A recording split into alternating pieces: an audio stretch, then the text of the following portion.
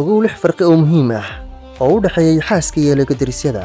Haddaba farqi noocee ah ayaa u dhaxeeya xaasyada iyo lekadirisyada? Muddooyinka laga joogo 80 milyan oo sano ka hor ayaa cilmi baadhis la sameeyey lagu ogaaday kala duwanaanshiyaha labadan xayawaan sida lagu sheegay wargeyska New York Times.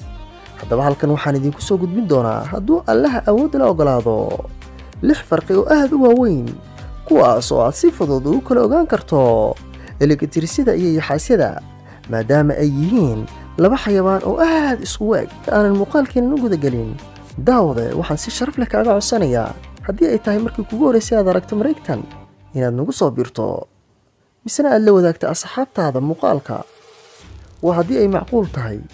mahadsanida.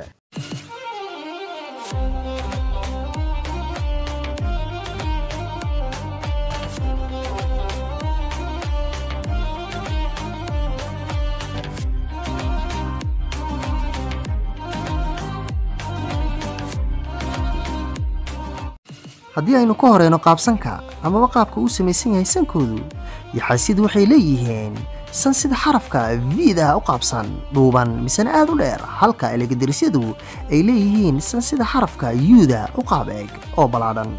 ilka muuqashada marka afka laga xiro yaxaasidu inta badan waxay leeyihiin ilig afraad oo muuqda oo ku yaal daanka hoose kaas oo aan ka muuqan lekadirisyada marka afka laga xiro.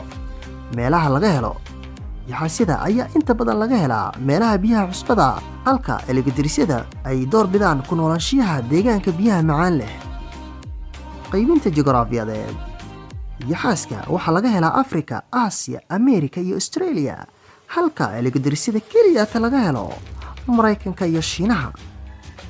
dhaqanka ama dabeecadaha lekadirisyadu guud ahaan way ka dagaal yar yihiin marka loo eego yaxaasyada waxayna u muuqdaan inay aad ugu dulqaadanayaan lekadiriska kale ee agtooda jooga halka yaxaasku uu midba midka kale uu awood sheegto.